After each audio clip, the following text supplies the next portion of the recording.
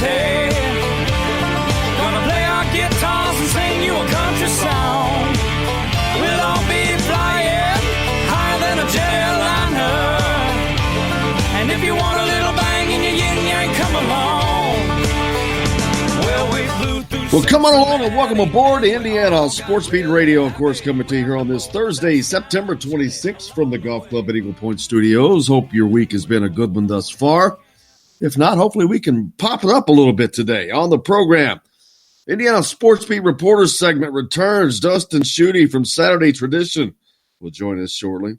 Taylor Lehman from Indiana Rivals, Hoosier.com, and special guest Chris Solari from the Detroit Free Press, as we make sure to give Michigan State equal voice in the deal. As the Hoosiers take on the Spartans this week in football, Saturday up in East Lansing.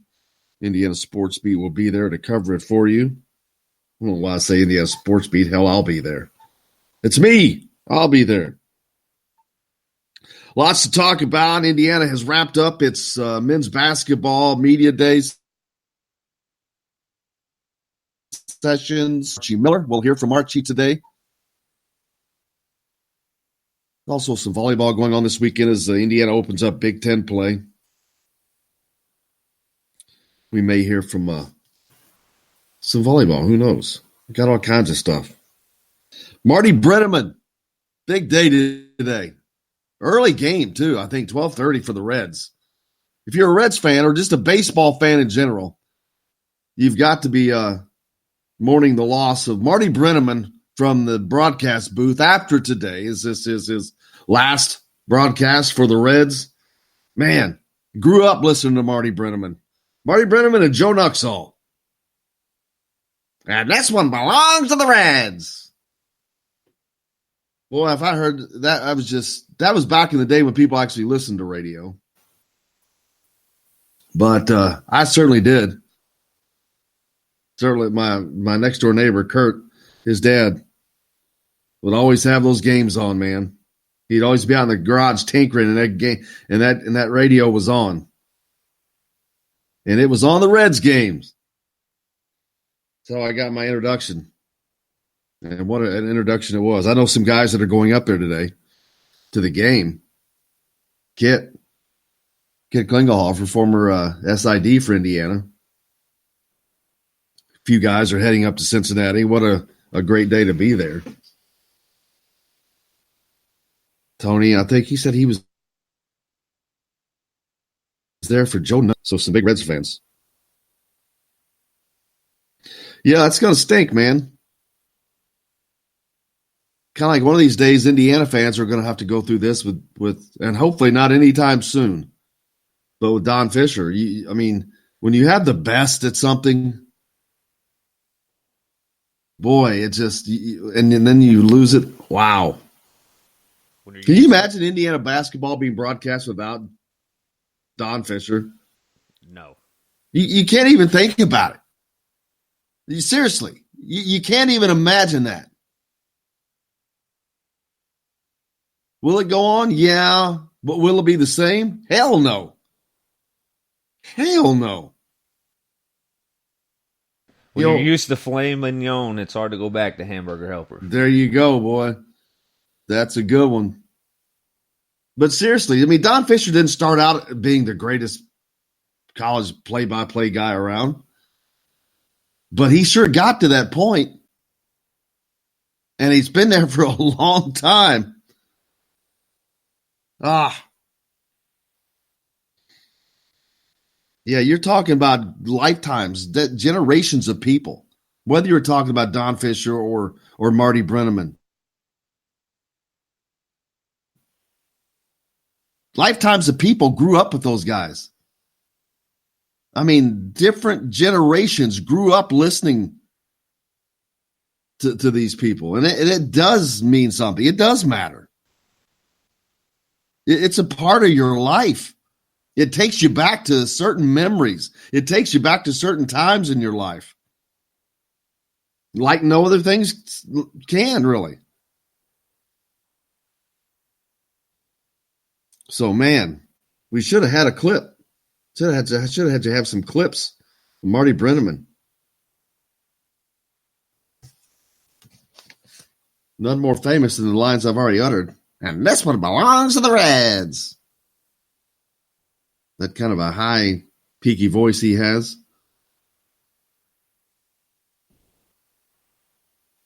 But yeah, that's it, man. The end of an era. Indiana basketball is about to get things underway practice-wise. They start in 2 days, I think. I think it's the 28th. Next week is Big Ten Media Day. That's Wednesday up in Chicago. We'll be there for that. Be live, coming to you live from Chicago, as a matter of fact. Just like we did for Big Ten Football Media Day. We'll see if we can get scared up for interviews. And then Saturday, everything returns back to Bloomington, and Hoosier Hysteria will take over late in the afternoon at the Simon Scott Assembly Hall. Indiana will be on a bye week, so that works out good. Hopefully they'll be celebrating a upset win over Sparty. They could sure use that.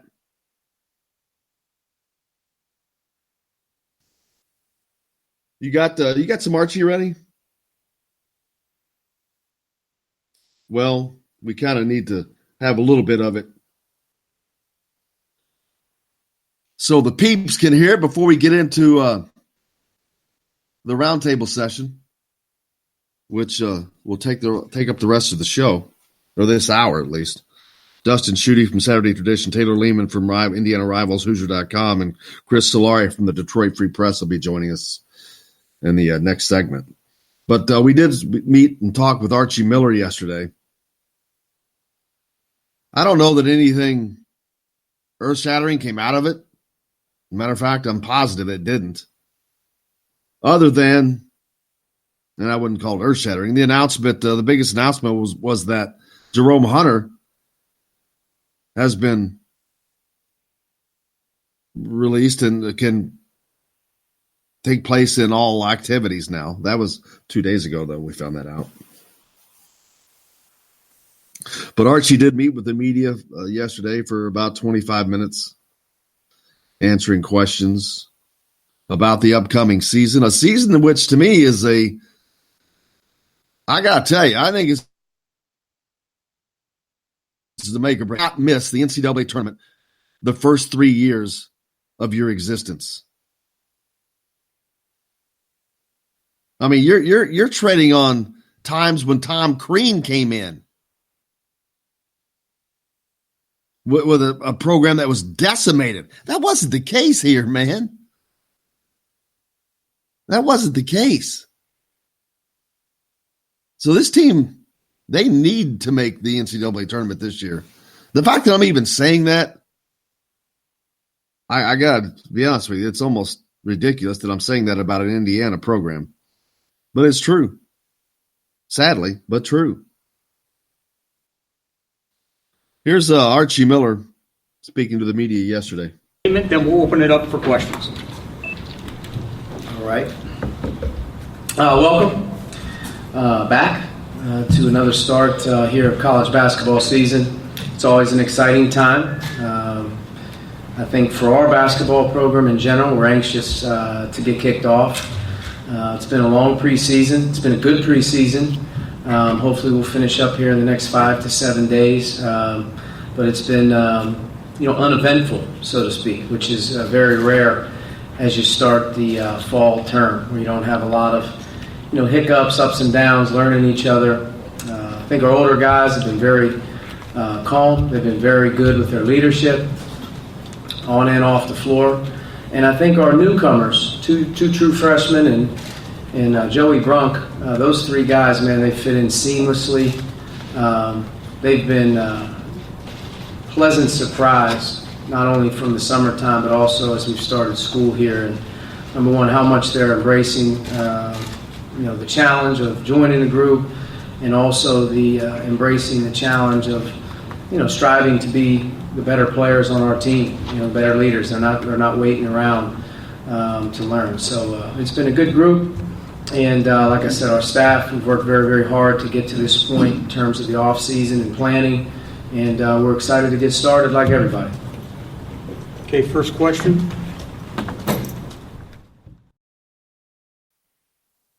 That was Archie Miller talking to the media yesterday. We'll have that full, complete press conference in the second hour.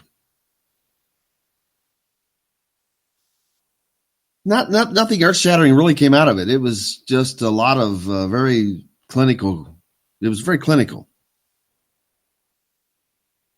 But that's par for the course for an Archie press conference. It's usually not. There's usually not. Yeah, that's not where earth-shattering news comes from. Text into the show from Tim. I can hear that, by the way. Okay. Zach Loveday's off the board. Committed to Baylor. Saw that last night. I was like, really? Man. How did Indiana lose out on this kid to Baylor? How's Indiana getting beat by Baylor? Really? Well, Indiana's not Indiana anymore, kids. Zach Loveday, a big 7-footer from West Virginia. I thought he was going to West Virginia. Can't believe he ended up at Baylor.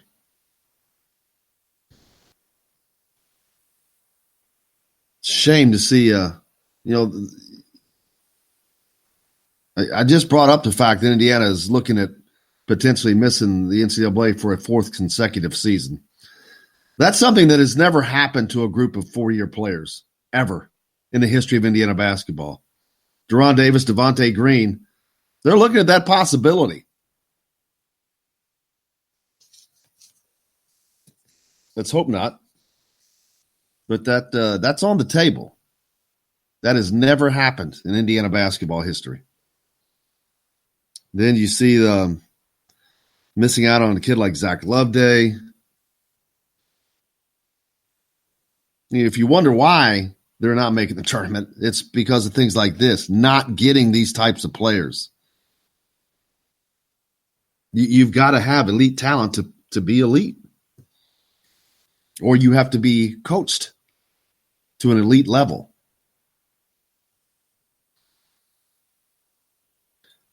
Text into the show, maybe we can preserve Don's voice. Duplicate his voice over. There you go, man. Technology is wonderful. Technology is certainly wonderful.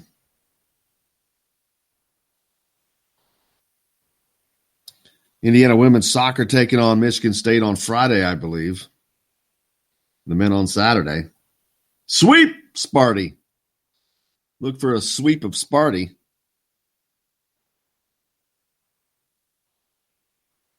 How about the NCAA? Muppet Mark at it again. Crying about California's law that is set to go into effect in 2023.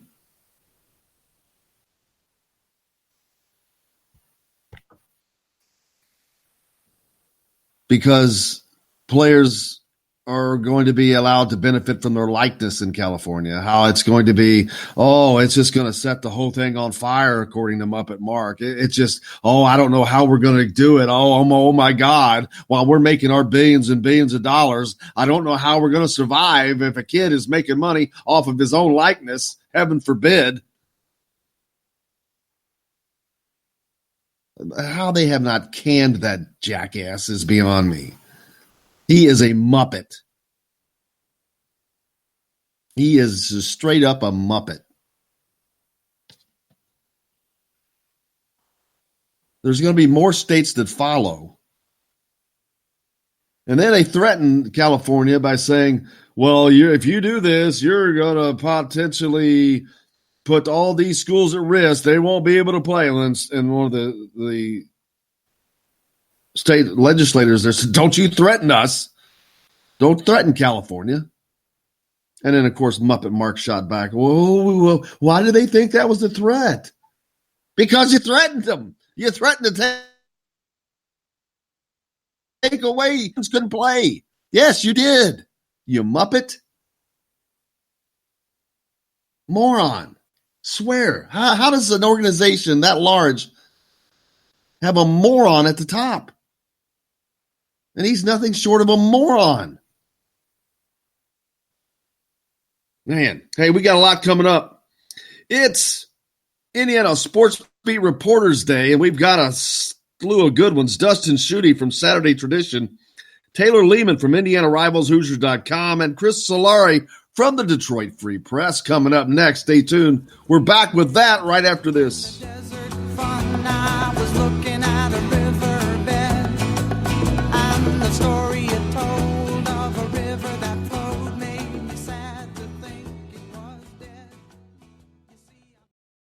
Hello, everybody. Jim Coyle from Indiana Sports Beat. When I'm not covering the Hoosiers, you can find me at Bubba's 33 in Clarksville, located on the northeast corner of I-65 at Veterans Parkway.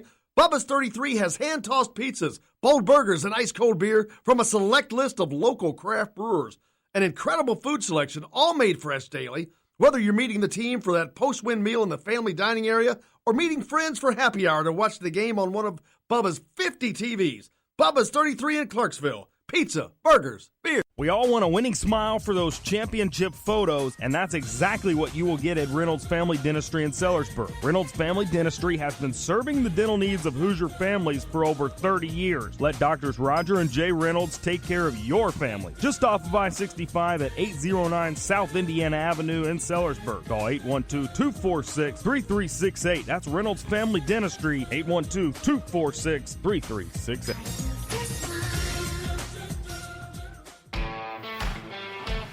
Now that warm weather has arrived, it's time to hit the links, and there's no better place than the golf club at Eagle Point in Bloomington.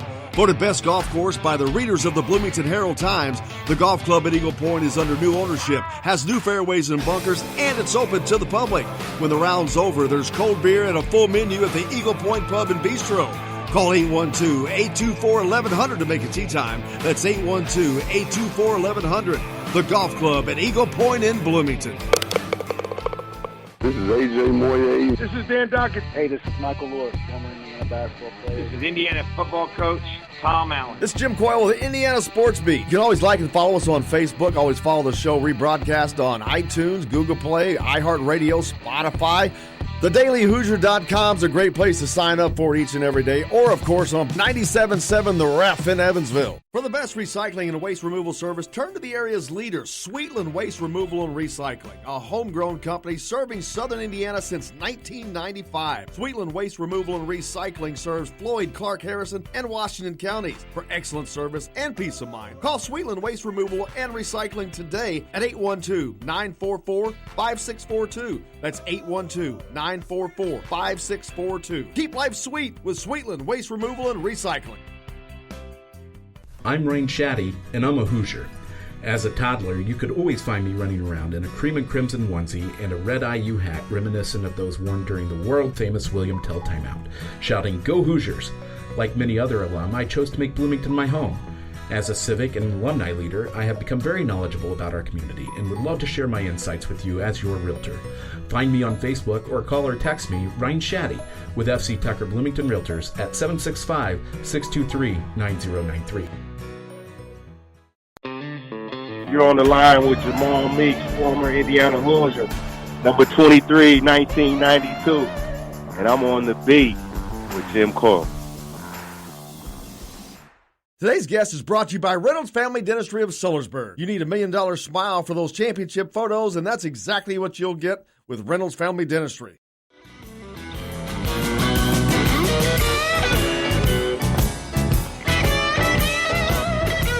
Welcome back to Indiana Sports Beat Radio, of course, coming to you from the Golf Club at Eagle Point Studios here on this Thursday, September 26th. And it's Thursday. You know what that means. It's time for the Indiana Sports Beat Reporters segment. And we're grateful to be joined, as always, by Dustin Schutte from the Saturday Tradition. Dustin, how are you, brother? I'm doing well this morning, Jim. How about yourself? Can't complain, man. Another week, another football game. Looking forward to it. Taylor Lehman from Indiana Rivals, Hoosier.com's on with us as well. Taylor, how are you, man? I'm good. I'm glad to be back on.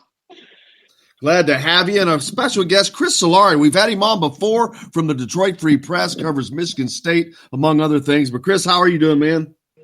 Well, it's not snowing up here yet, so that's good. Doing well. It's a beautiful day, and hopefully it's going to stay this way till Saturday. Man, yeah, I'm not looking forward to the snow, that's for certain. But glad we're coming to East Lansing in September and not, say, December. But looking forward to that. A lot of going on with Michigan State football, Chris. You cover those guys. They've had kind of an up-and-down start to the season, a tough loss at home to Arizona State, but then they bounced back with a pretty solid win against Northwestern last week.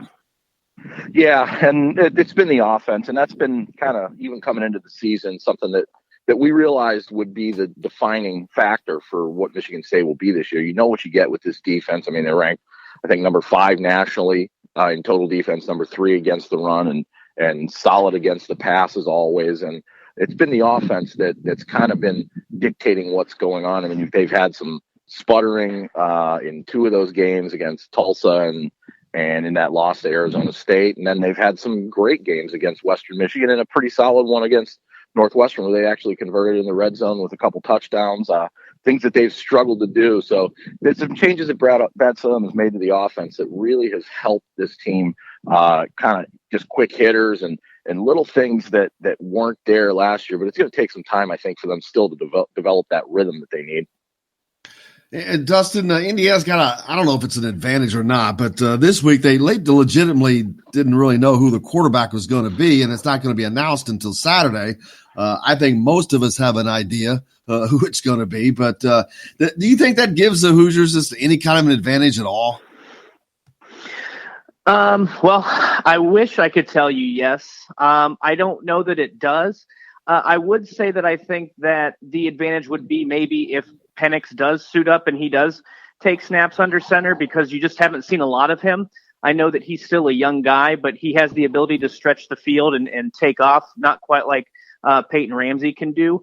So what you've seen from Indiana has been mostly Peyton Ramsey. So I think when Mark D'Antonio looks at the film, that's maybe who they're game planning for. So if Penix suits up, I think that might be an advantage, and not just for the obvious reason that he's the starting quarterback and he won the job, but you just don't have a lot of film on him and outside of the Ball State game. So that might make it a little bit more difficult to game plan for. But I think that, with Michigan State's defense, they've not seen a lot of the quarterbacks, some of that they've played this year, and hasn't really helped them, some of those guys. So I don't know that it'll be a huge advantage, but like I said, if Penix plays, that's obviously going to be a big boost for IU.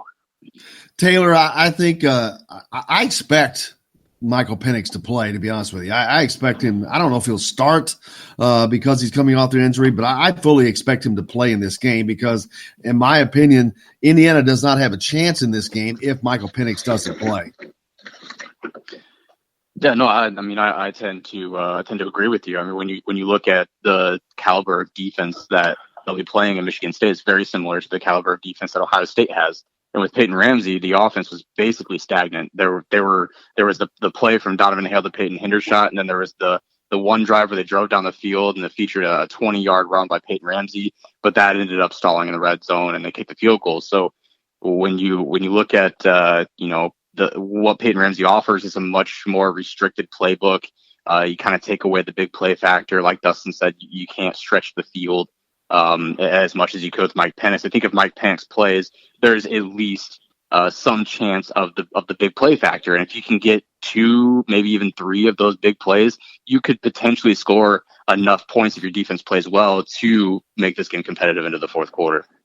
Yeah, Chris Solari from the Detroit Free Press. I would imagine that Michigan State would prefer to see Peyton Ramsey on the field as opposed to Michael Penix, who does have the ability to stretch that defense, which has been an issue for Michigan State. While they excel at their stopping the run and the short yardage things, that's kind of their kryptonite has been the pass. Yeah, and particularly this season, there's been a few more pass interference calls, which, that defense is known for just simply because of how physical they get in that press coverage and just at the line, and it carries over down the field a little bit. I think the one thing that can help Michigan State here is the fact that they've already played Ramsey twice. I mean, the past 2 years, Ramsey's been under center.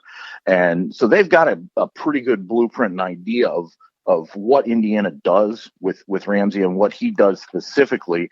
To me, I think that can give them a little bit more of a chance to game plan for Penix, because if you've already got a veteran defense that's faced this quarterback twice, they know. I mean, this is a group that retains that knowledge pretty well. So they can prepare for a little bit more of the unknown with Penix. But I think in talking to some of the defense players, I think that one of the things that Penix has said is they are preparing for both, but they're also preparing for both to possibly play. So that kind of gives you an idea where their mindset is this week. Yeah, I'll be honest with you. I don't know if that would be a situation where they would play both, or if it's going to be a one or the other. But like I said to Taylor, I don't think that without Michael Penix in this game, Indiana doesn't have a chance. And Dustin, I think Indiana has shown the fact that they haven't ran the ball very well this year, and the fact that Michigan State is one of the best in the country at stopping the run, that there's no doubt they have to have Michael Penix to have a shot in this game. Yeah, because he's probably going to be your best option to run the football, I would think, because I know Indiana has run the ball better against Eastern Illinois and UConn, but when you put them up against a team like Ohio State, I mean, there was nothing there. And Kalen DeBoer has even talked about, dumping passes off, running some of these short screen passes as an extension of the run game. And even against Ohio State, that didn't work. And I can't imagine that that's going to work against Michigan State. So you have to have something there. You have to have Michael Penix's ability to stretch the field in order to set up, so you can have some semblance of a run game, even if it's still relatively non-existent. If you can get a play where you get 4 or 5 yards on a handoff and set up a 2nd and 5 or a 3rd and 1 or something to that extent, I think you're in good shape, because you're just not going to be able to run very well against this defense. So you have to have his ability to use his arm and his playmaking ability to set up something on the ground. And I know that Michigan State has stuffed the run well against teams that traditionally run the football pretty well, like Northwestern last week. So it's going to be interesting to see how Indiana tries to run its offense, knowing it's not going to be able to set up any sort of run game. Are they going to try to run Peyton Ramsey or Michael Penix? Are they going to, like I said, with DeBoer, are they going to try to run that extension of the run game with the screen passes and things like that?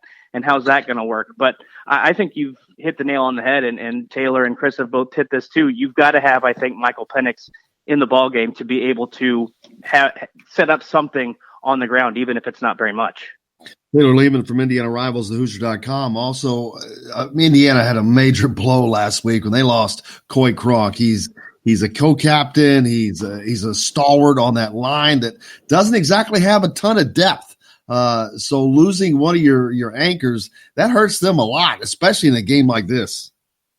That's true. Yeah, that's really true. And what Coy Cronk brings to the team, outside of the way that he plays on the field, is his leadership. And obviously, you're not going to lose that off the field or off the sidelines. He'll be there and he'll be helping his team, but you do lose it on the field.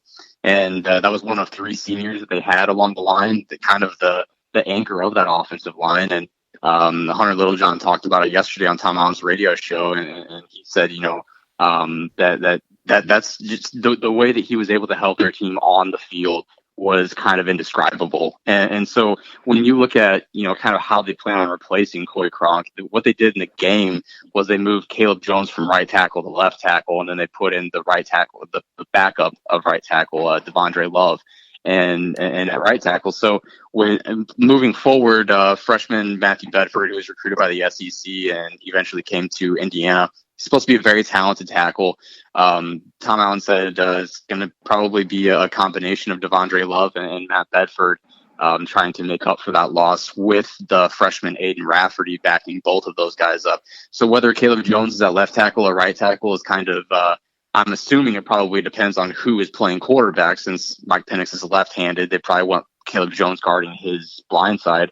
But Caleb Jones can move from right tackle to left tackle, so that necessarily doesn't matter. But I think they want Matt Bedford to be at a left tackle stance, so it might be keeping Caleb Jones at right tackle and just using those two other tackles. Devondre Love's very experienced, so he could move to left tackle and he should be okay. And Matt Bedford, they want to keep him at left tackle, so what I would expect is Caleb Jones at right tackle, but I mean they could move him anywhere. But that's kind of the plan moving forward, and that's what Tom Allen said anyway. Chris Solari from the Detroit Free Press. Chris, that offense, we talked about it briefly, of Michigan State was kind of dead at opening up the season, but they came to life. Lewerke, who's a veteran quarterback, which is what you want, didn't have a great start either, but they seemed to really get things going against that Northwestern team. Yeah, and he's been pretty solid even in the losses. I think their struggles have been more in the run game. I mean, he's hitting about 64% of his passes. He's only thrown one pick. He's only thrown 4 touchdowns though as well. I mean, that's part of their red zone inefficiency that they've kind of battled throughout all of last year. I mean, the team that you saw at Indiana early in the season last year, that offense put up, I think, 3 touchdowns in that game. And then they got a special teams fake field goal touchdown, and they got a pick 6. But that offense last year, I think it was actually the Indiana game in particular, was the one where things started to kind of dissolve for what they were. They lost L.J. Scott the game before that against Arizona State, and then they started losing. I think they lost Darrell Stewart with an ankle injury in that game. They lost a couple offensive linemen to some injuries in that game. They eventually lost Jalen Naylor after his 75-yard clinching touchdown.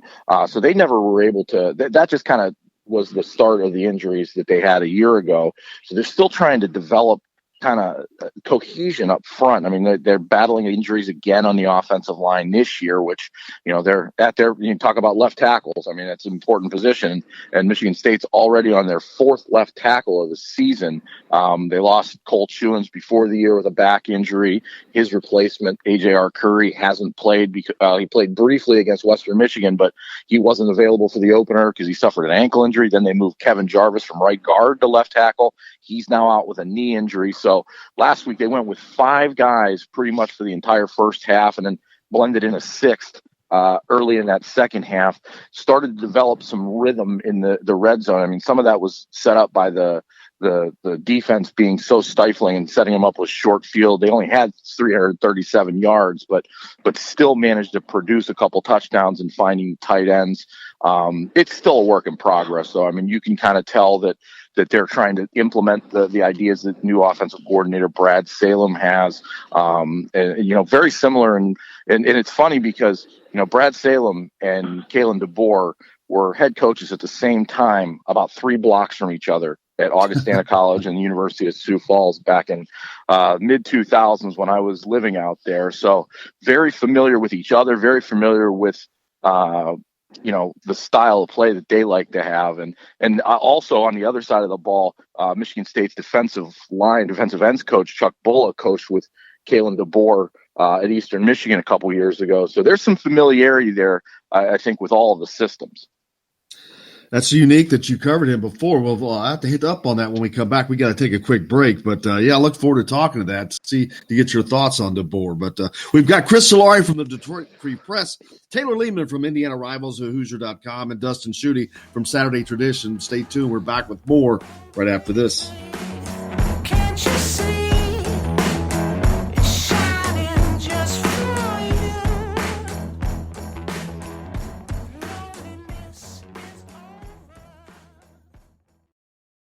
Hello, everybody. Jim Coyle from Indiana Sports Beat. When I'm not covering the Hoosiers, you can find me at Bubba's 33 in Clarksville, located on the northeast corner of I-65 at Veterans Parkway.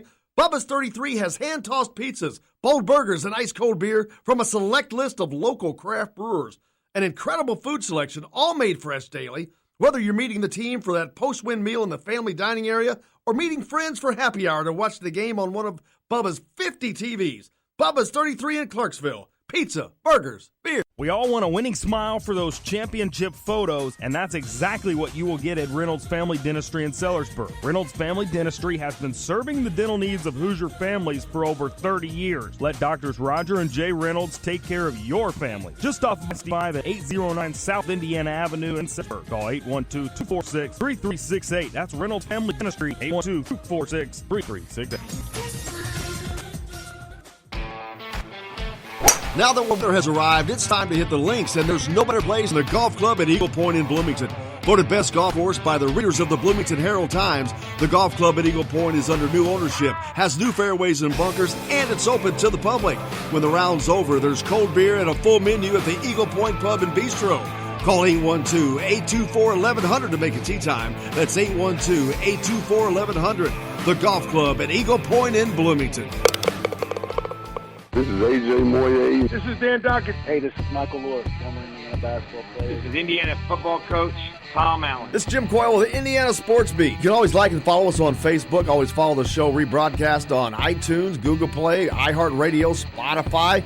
TheDailyHoosier.com is a great place to sign up for each and every day, or, of course, on 97.7 The Ref in Evansville. For the best recycling and waste removal service, turn to the area's leader, Sweetland Waste Removal and Recycling, a homegrown company serving southern Indiana since 1995. Sweetland Waste Removal and Recycling serves Floyd, Clark, Harrison, and Washington counties. For excellent service and peace of mind, call Sweetland Waste Removal and Recycling today at 812-944-5642. That's 812-944-5642. Keep life sweet with Sweetland Waste Removal and Recycling.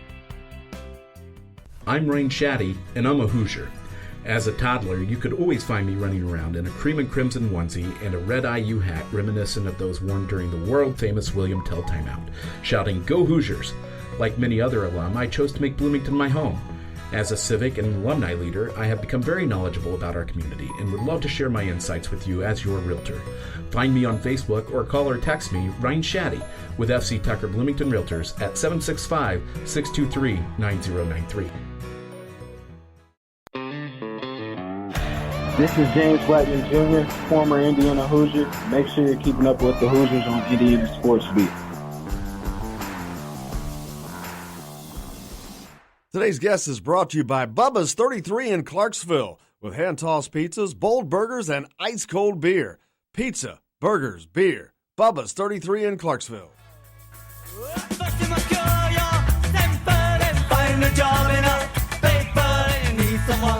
Welcome back to Indiana Sports Beat Radio, of course, coming to you on the Thursday, September 26th from the Golf Club at Eagle Point Studios as we are getting ready for Indiana to take on Sparty on Saturday as they travel north to East Lansing to take on the Michigan State Spartans. On the program right now, we're in the midst of Indiana Sports Beat Reporters segment. Dustin Schutte from Saturday Tradition, Taylor Lehman from Indiana Rivals, thehoosier.com, and Chris Solari from the Detroit Free Press joining us. Before we broke, Chris, you had mentioned that you'd actually covered Indiana offensive coordinator Kalen DeBoer before when he was in his head coaching position. It's kind of a unique perspective. What were your thoughts on him as a coordinator for the Hoosiers? Well, I think Kalen's, it's kind of one of the things that doesn't really get talked a lot about in his bio and everything else is he comes from a little bit of an arena football background. He was working with the Sioux Falls Storm before he became the head coach at the University of Sioux Falls, his alma mater, where he was a tremendous receiver. And, there's a lot of, shared knowledge there with MSU's offensive coordinator, Brad Salem. They had similarly the head coach of that Sioux Falls Storm team, Mike Aldrich, ended up being Salem's defensive coordinator at Augustana. Like I said, they were 3 blocks from each other. But Kalen's a guy that he's as down to earth as it gets, but he understands the concepts of moving quick. That comes from that indoor football style, but he's blended it, and he took over for his mentor Bob Young at the University of Sioux Falls, and that program was an NAIA power, and he continued that and really built his chops there before he took off to start becoming a coordinator on his own. He's a guy that he just understands the game of football through and through. And, I talked to him yesterday for a little bit, and we caught up for first time in a while. A little known fact that Kalen DeBoer also was a hell of a baseball player too. We just missed each other on a team out in South Dakota that I played for, but we missed each other by a year. But the legends of Kalen DeBoer are far and wide in South Dakota. Same with Brad Salem. It's amazing that this game is featuring those two guys, because I know there's a lot of interest back there about this game. That's pretty cool. Pretty cool little tidbits of facts.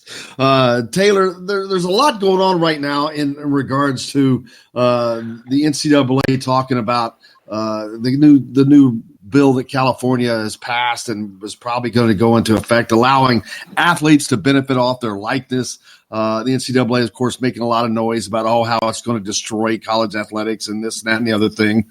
But I think this is something that's its time has come, and instead of being out in front of it, the NCAA once again is being drug into something, and they're going to half-ass it like they always do. But they've got to start getting with the program on things, and instead of hindering, being more part of the solution, I think.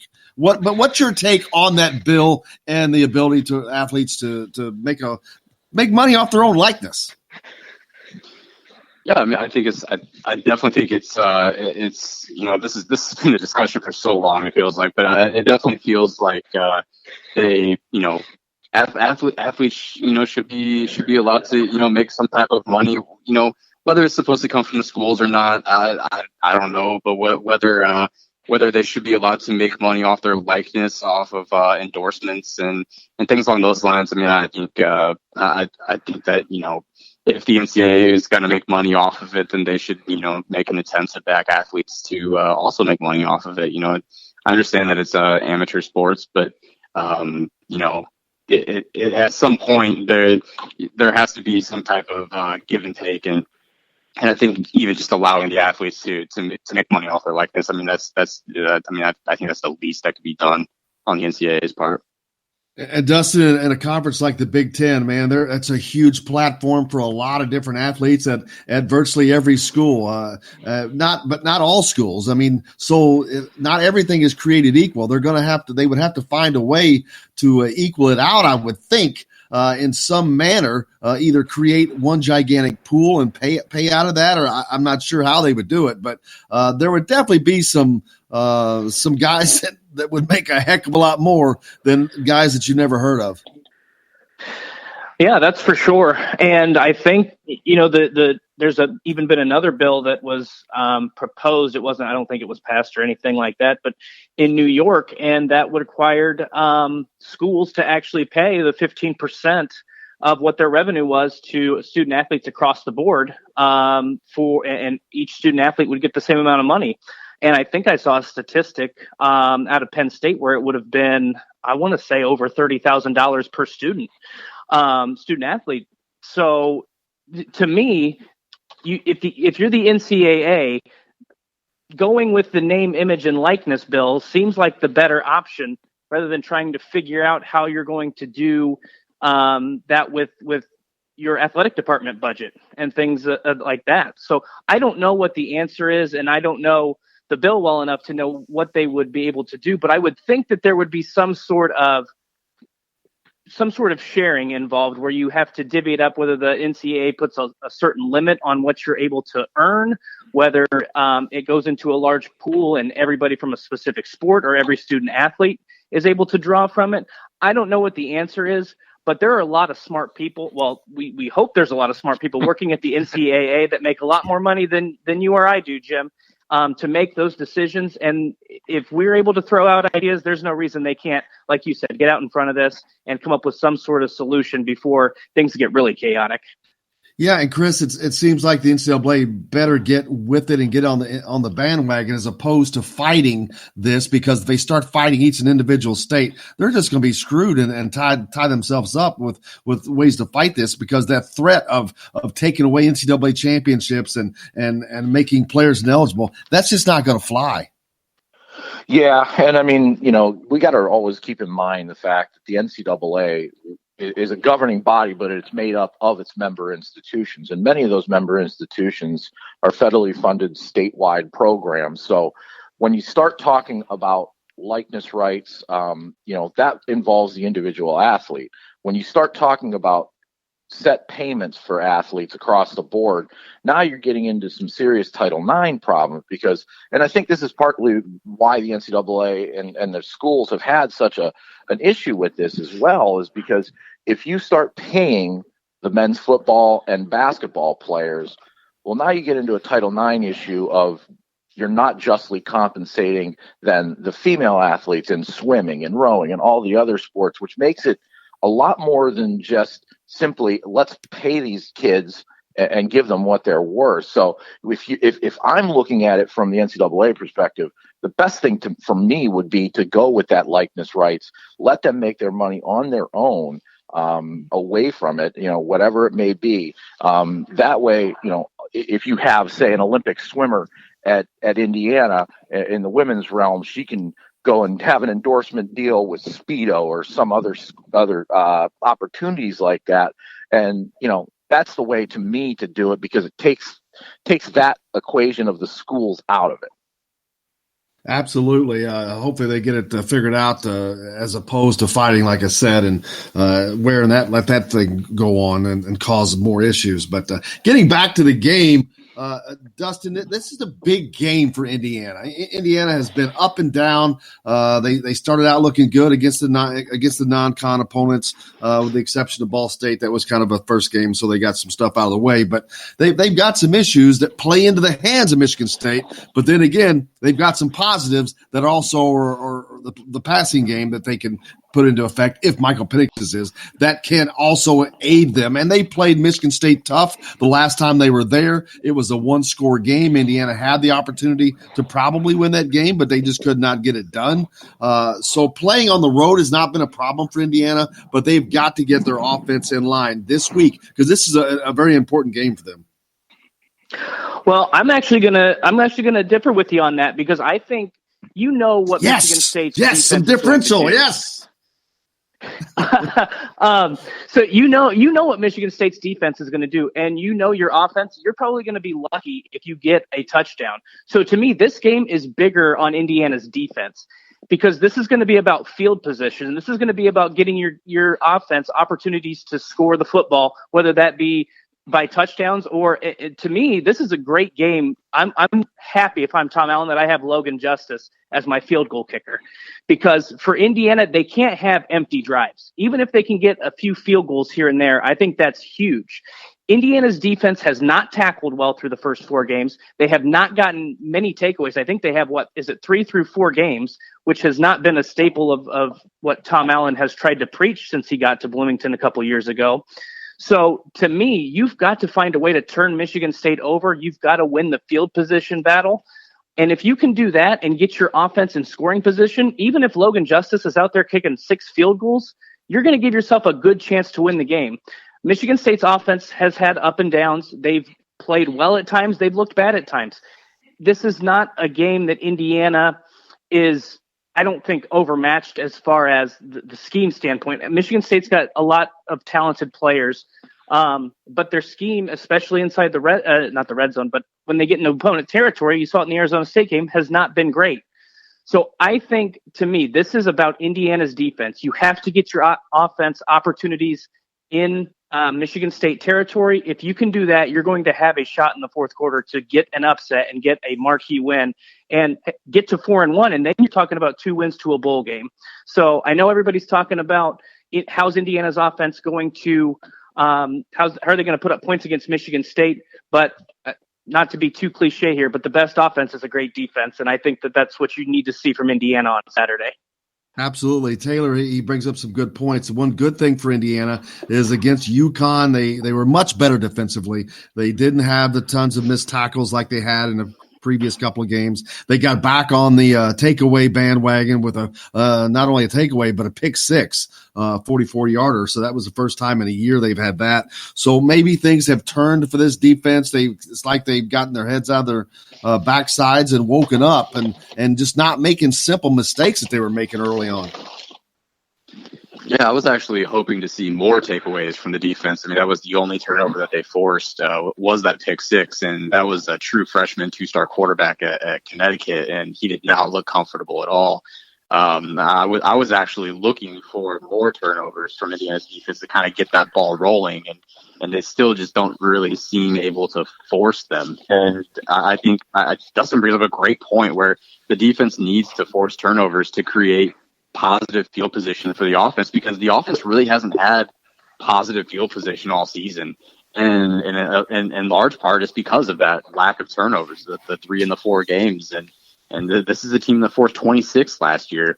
But I also think, kind of looking at the IU defense, I think this is a huge game for the defensive line. I mean, Chris kind of talked about how there's a lot of injuries along the Michigan State offensive line, and if that is an offensive line that is as thin as it could be, that this is a great opportunity for the IU defensive line to kind of build some confidence and get into the backfield a little bit and stop, what is usually a very good Michigan State rushing attack. So I definitely think the defensive line and then forcing turnovers, just like Dustin said, I think those are huge, and that just, that'll build more on the offensive side as well. And at that point, even if Peyton Ramsey is your quarterback, giving him positive field position, that would help.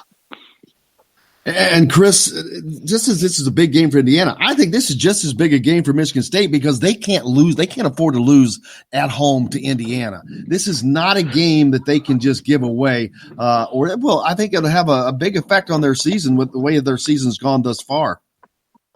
Yeah, especially next week. Next 2 games are at Ohio State, at Wisconsin. They get a bye week, then they have Penn State at home, another bye week, Illinois, and then Michigan. So, I mean, this is the last of that first phase of their schedule. The second third of their schedule really ratchets up immediately next week in Columbus. This is in talking about the field position. I think one thing to keep in mind: last year, Michigan State entered that Indiana game without Jake Hartbarger, their potential All-American punter, and it was a chaos situation from the start. If you guys remember, they trotted out during warm-ups 4 guys in the number 12 to try and mix up who might be the punter. I don't know how that was even thought of, because the names are on the back of the jersey, but whatever. But field position was an issue all last season with the punting game. Hartbarger's back. He's booming the ball, but Michigan State has struggled in terms of limiting penalties on special teams, and they've coughed the ball up. Cody White last week with a near costly fumble that required the defense in the first quarter to make a goal line stand. So there's plays to be made in special teams this week if you're Indiana. But from Michigan State's standpoint, with the season moving forward, this is a must win. You can't have not just this loss going into that stretch. You can't have back-to-back home losses. You need to win the games that you are supposed to win. And, if Vegas is right and this is a 14-point spread, which I don't necessarily think seems like a high water mark for how these two teams have been the last couple of years, with some pretty good back and forths, even back to 2016 when Indiana won down there. It's going to be a game that I think is going to be a pivotal game for both of their seasons, with the bulk of the Big Ten coming up. Yeah, I think that if Michael Penix plays, that spread is off. I thought that as soon as I saw that. I'm like, well, that's probably based on Peyton Ramsey, and maybe it's accurate there. But if Penix plays, I disagree with it. And if he does play, how do you see this game turning out? Well, I think Michigan State's had some issues with stopping quarterbacks who can run. I mean, Jaden Daniels from Arizona State got free for a critical. There was 4th and 13, and he picked up 15, and then they had him 3rd and 5, and he picked up 7. So they've had a little bit of issues right now with stopping mobile quarterbacks and getting a little pass. So I think they kind of corrected that. Hunter Johnson last week for Northwestern tried to escape a little bit, and they were zeroing in on him. But that is certainly something to keep in mind, if Penix does play. But again, I still think that the fact that Michigan State has plenty of game tape with all the guys on the field playing against Peyton Ramsey does allow them this week to do more in preparing for Penix and the challenges that he presents. You can find Chris at Chris Solari. He covers Michigan State for the Detroit Free Press. Dustin, what is your take on how you see this game playing out if Michael Penix plays? Well, I expect it, and I'm not really going to say anything crazy here, but I do expect it to be a low-scoring game. But to me, this is also a game that I think could snowball, and that is if Michigan State's offense is clicking, if Indiana's defense has some of those mistakes we saw against teams like Ohio State, Ball State early in the year. I think that this is a game where Michigan State can really, put its foot on the gas and not relent, especially when Chris talks about you've got a big schedule coming up. You want to play as well as you possibly can and have as much confidence going into next week as you can. So I think Indiana, again, I can't stress enough how important I think Indiana's defense has to play.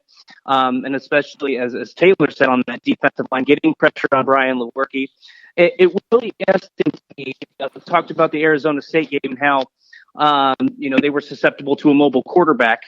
I haven't watched a ton of Arizona State, but I would probably suspect that the offensive line, especially now without Quay Cronk, is probably better than Indiana's. So whether or not Michael Penix has some holes, some ability to get on the outside, pick up some extra yardage, that'll be important and a thing to watch. But I don't have a lot of faith in that Indiana offensive line. So I think the offense needs to get really creative, regardless of who plays this week. And it's close. He's the managing editor at Saturday Tradition. You can find him at SchuTTCFB. That's SCHUTTE. And then Taylor, of course, what is your take? I know that you cover Indiana pretty religiously for the Indiana Rivals, the Hoosier.com. You get to see him a lot like I do. Is this a game you think Indiana can win if Michael Penix is at quarterback? I think that gives them the best chance of winning. I definitely think that. I kind of like I said earlier. I think if they can make some big plays, on offense and force a couple turnovers on defense, I think this is something where Indiana can kind of swing the momentum to their end. And I think, being in East Lansing, I think it's going to make things a little tougher too.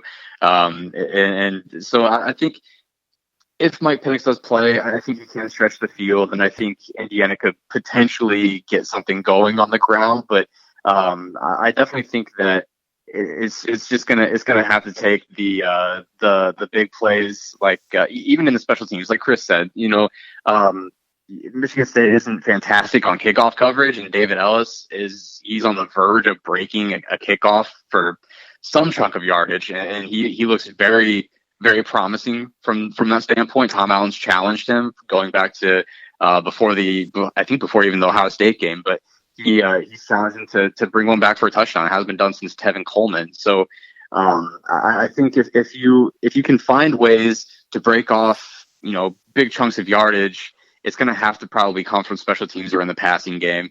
And I know we've already hit on Mike Penix and the importance of a good performance from the defense.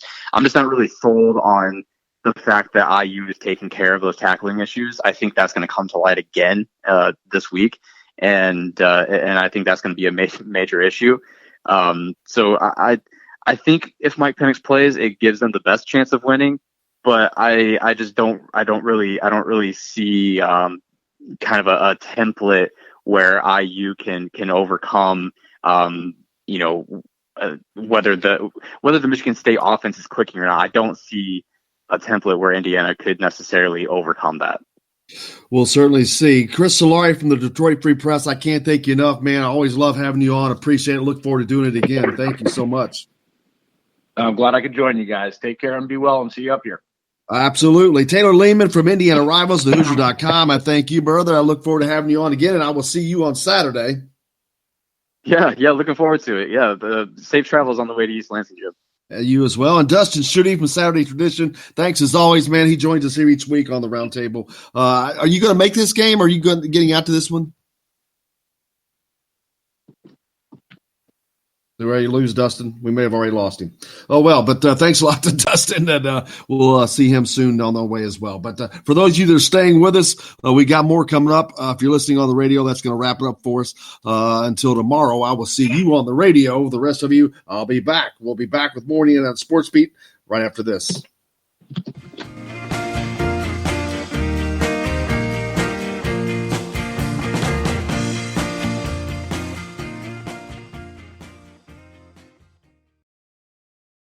everybody. Jim Coyle from Indiana Sports Beat. When I'm not covering the Hoosiers, you can find me at Bubba's 33 in Clarksville, located on the northeast corner of I-65 at Veterans Parkway.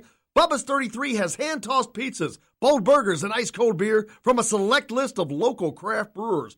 An incredible food selection, all made fresh daily. Whether you're meeting the team for that post-win meal in the family dining area or meeting friends for happy hour to watch the game on one of Bubba's 50 TVs.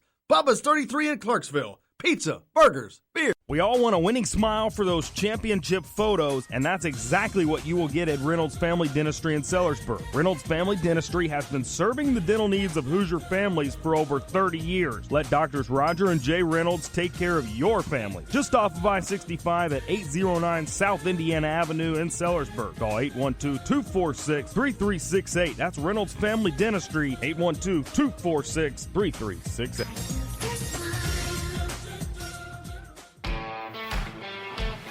Now that warm weather has arrived, it's time to hit the links, and there's no better place than the golf club at Eagle Point in Bloomington. Voted best golf course by the readers of the Bloomington Herald-Times, the golf club at Eagle Point is under new ownership, has new fairways and bunkers, and it's open to the public. When the round's over, there's cold beer and a full menu at the Eagle Point Pub and Bistro. Call 812-824-1100 to make a tee time. That's 812-824-1100. The golf club at Eagle Point in Bloomington. This is AJ Moye. This is Dan Dockett. Hey, this is Michael Lord, former Indiana basketball player. This is Indiana football coach Tom Allen. This is Jim Coyle with the Indiana Sports Beat. You can always like and follow us on Facebook. Always follow the show rebroadcast on iTunes, Google Play, iHeartRadio, Spotify. TheDailyHoosier.com is a great place to sign up for each and every day, or, of course, on 97.7 The Ref in Evansville. For the best recycling and waste removal service, turn to the area's leader, Sweetland Waste Removal and Recycling, a homegrown company serving southern Indiana since 1995. Sweetland Waste Removal and Recycling serves Floyd, Clark, Harrison, and Washington counties. For excellent service and peace of mind, call Sweetland Waste Removal and Recycling today at 812-944-5642. That's 812-944-5642. Keep life sweet with Sweetland Waste Removal and Recycling. I'm Rain Shaddy, and I'm a Hoosier. As a toddler, you could always find me running around in a cream and crimson onesie and a red IU hat reminiscent of those worn during the world-famous William Tell timeout, shouting, "Go Hoosiers!" Like many other alum, I chose to make Bloomington my home. As a civic and alumni leader, I have become very knowledgeable about our community and would love to share my insights with you as your realtor. Find me on Facebook or call or text me, Ryan Shaddy, with FC Tucker Bloomington Realtors at 765-623-9093. Hey, this is Jordan Halls, former Indiana Hoosier. Keep up with Indiana sports on Indiana Sports Beat.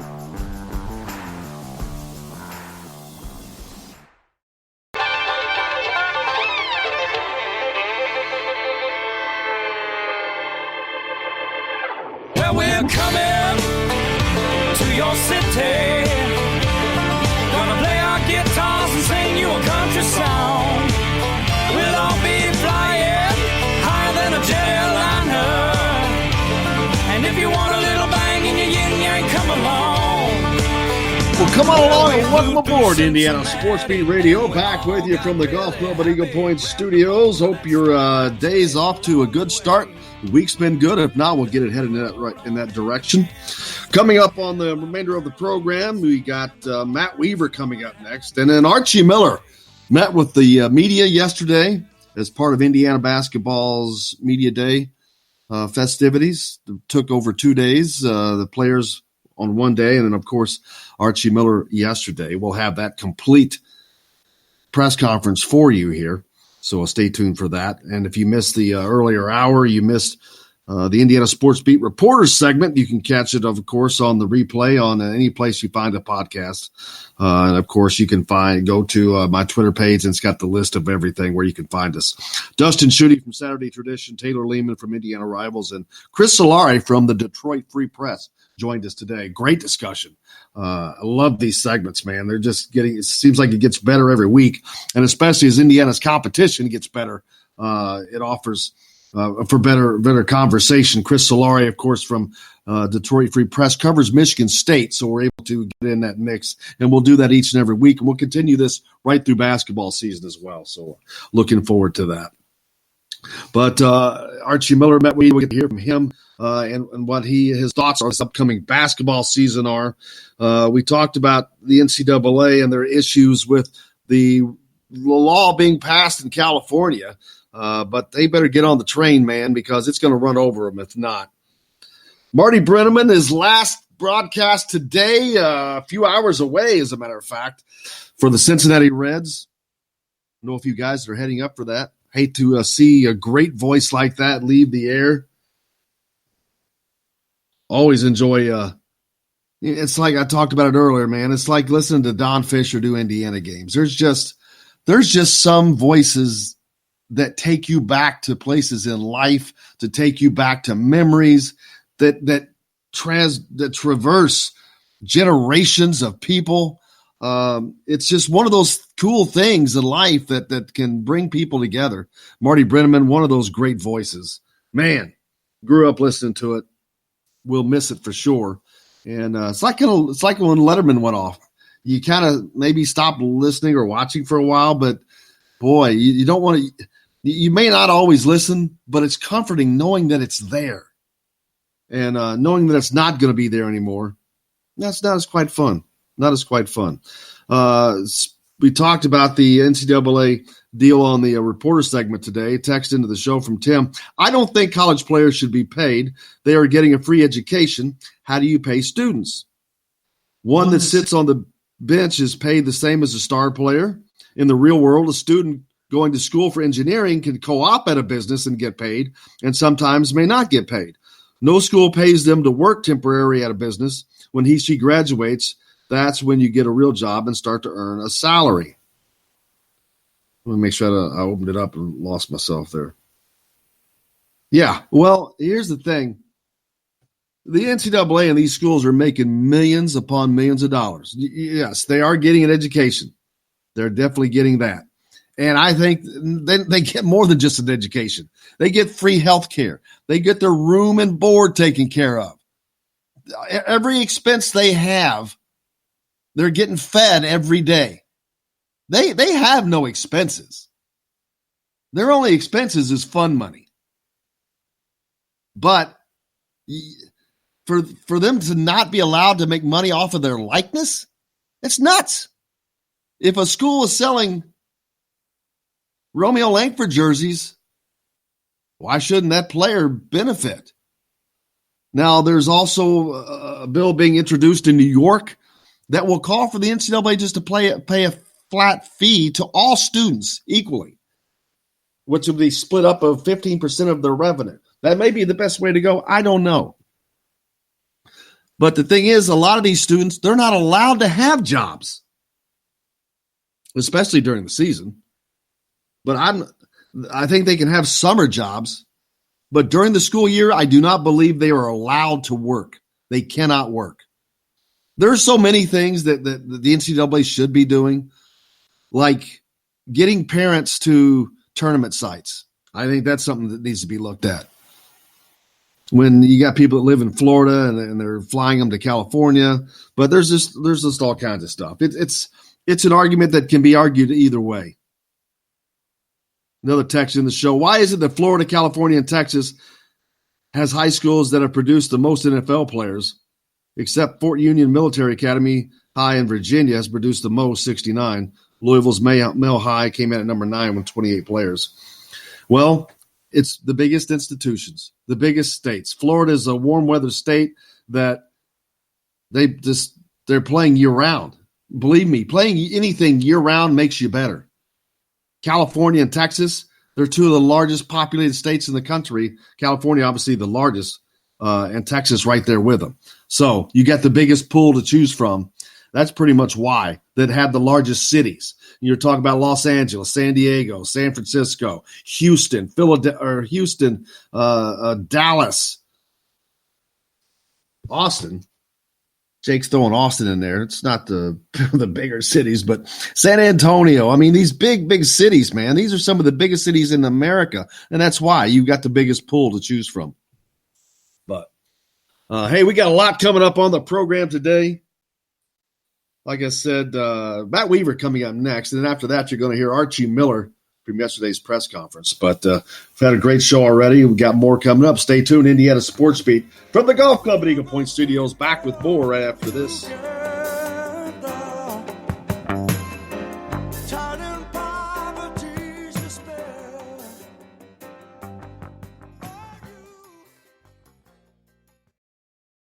Hello, everybody. Jim Coyle from Indiana Sports Beat. When I'm not covering the Hoosiers, you can find me at Bubba's 33 in Clarksville, located on the northeast corner of I-65 at Veterans Parkway.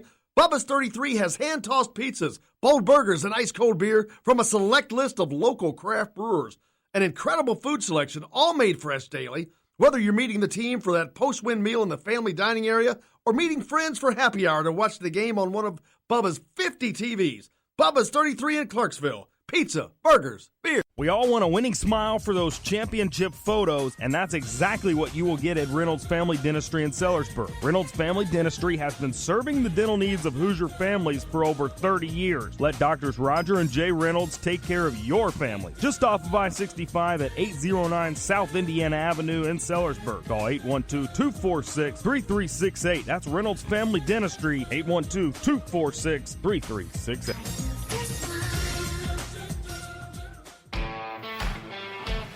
Now that warm weather has arrived, it's time to hit the links, and there's no better place than the Golf Club at Eagle Point in Bloomington.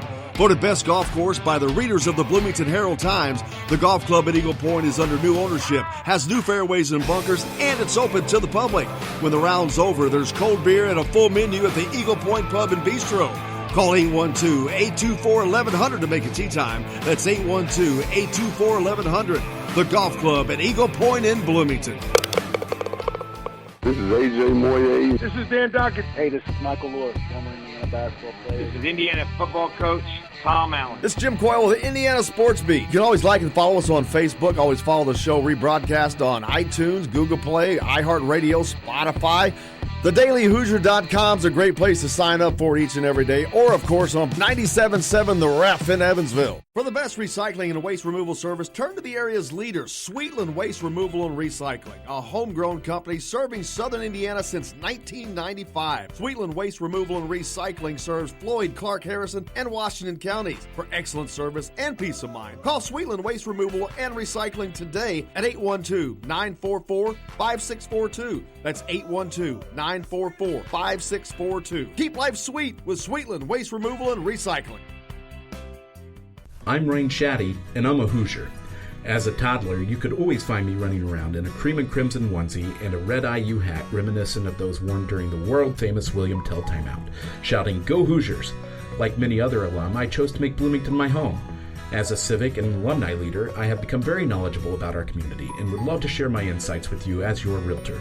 Find me on Facebook or call or text me, Ryan Shaddy, with FC Tucker Bloomington Realtors at 765-623-9093. You're on the line with Jamal Meeks, former Indiana Hoosier, number 23, 1992. And I'm on the beat with Jim Coyle. Today's guest is brought to you by Reynolds Family Dentistry of Sellersburg. You need $1 million smile for those championship photos, and that's exactly what you'll get with Reynolds Family Dentistry.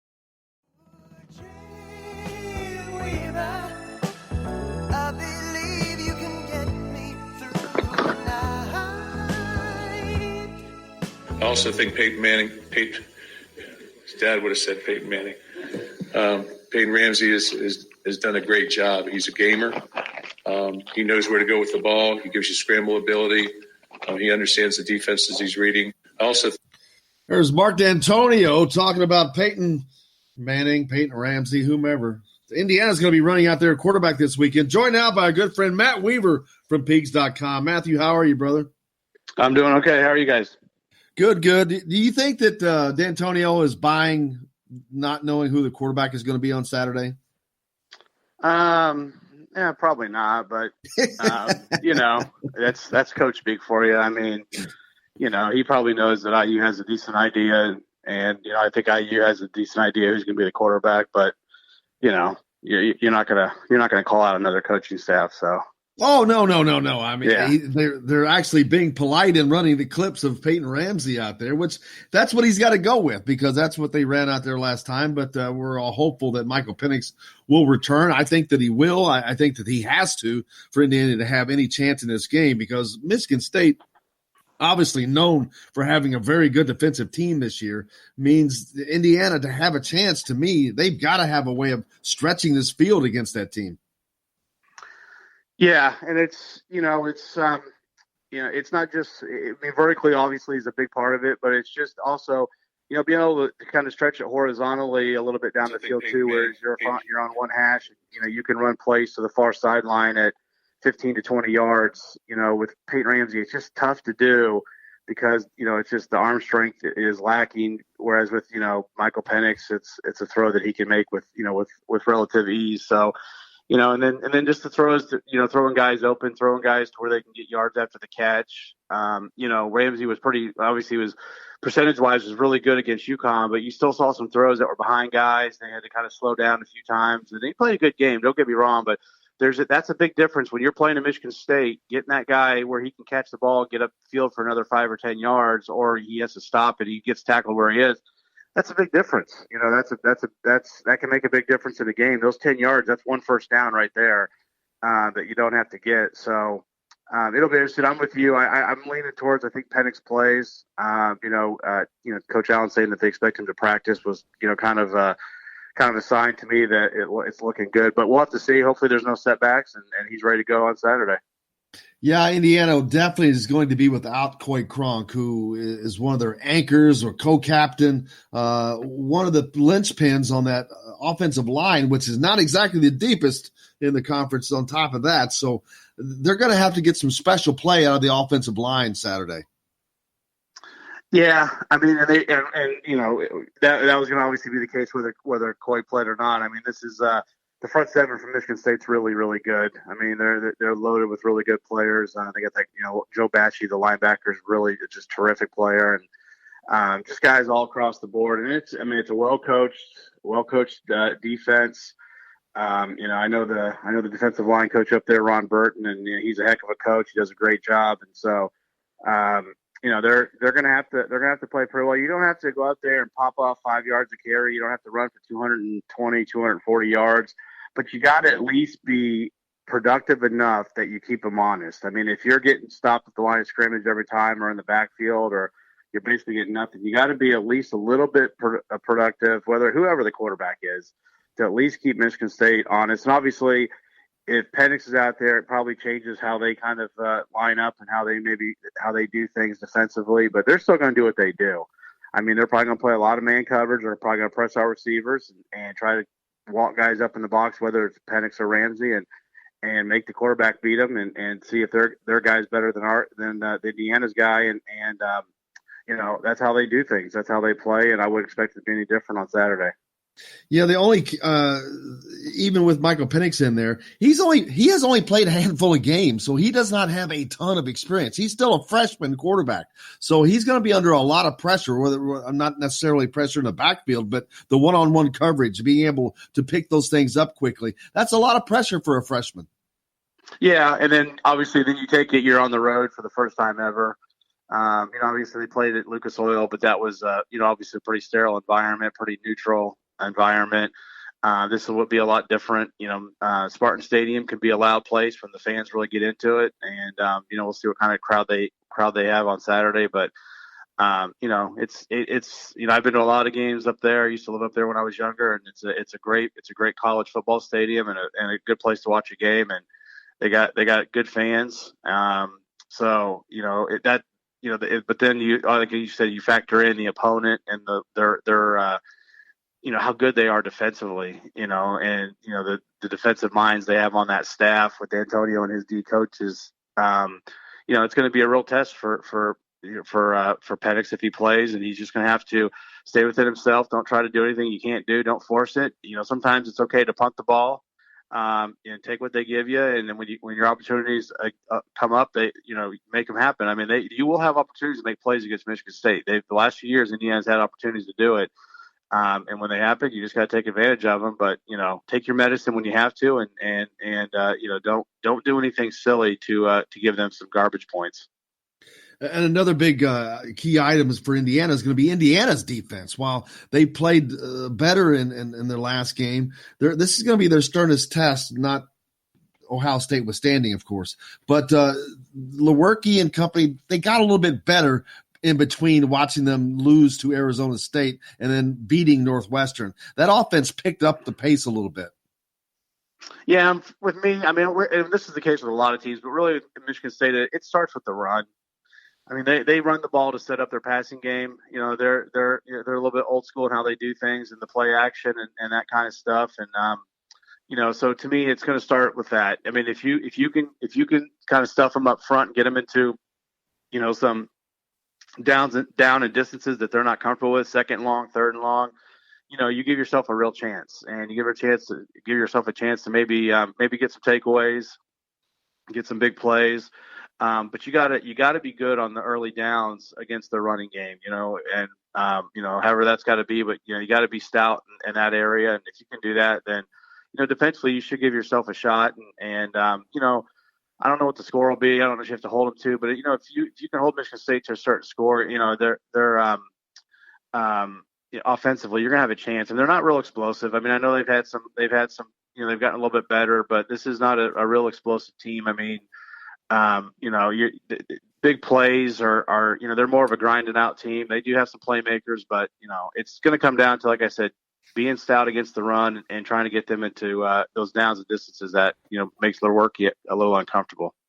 Playing on the road is difficult. Playing on the road in the Big Ten is even more difficult. But Indiana they've done okay playing on the road against these teams. I mean, last time they were in East Lansing, they gave themselves a shot to win that game, and I think that they can do the same here if they just take care of business. Yeah, and that was a game. That was a game they really probably should have won. I mean, I can't remember. It was like a 9-7 game or 9 something.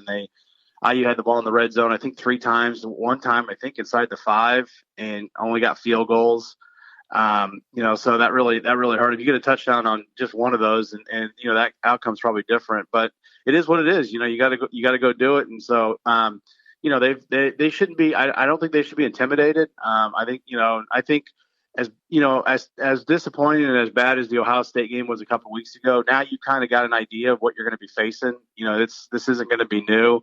At least from a defensive point of view. I mean, obviously Michigan State's not Ohio State offensively, but from a defensive point of view, going against their defense, you've seen something that's about as good, as talented, as athletic, So, and then Michigan State's they've had some injuries on the O line. That's where I think, like I said, goes back to stopping the run and making some things happen. Lewerke can run a little bit, but their O line has struggled some this year. They've had some of their guys are down, and so.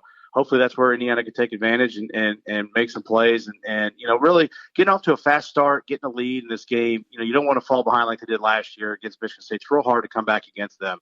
Try to get them down and then kind of dictate the tempo of the game, how you want it to play. Yeah, I alluded to it earlier, but the loss of Coy Crunk, that's a big one for Indiana from a leadership standpoint. Yeah, no doubt. I mean, this is a guy who's. I mean, listen. I think Saturday was his 40th. I want to say it was his 40th career start. He's basically played. There's only one game he's not played in. I think it was last year. Every game in Indiana in the last 3+ seasons, Coy Crunk has been the starter at left tackle, except for one. I mean, it's just amazing longevity. Amazing, especially for that position where obviously injuries occur on the O line and.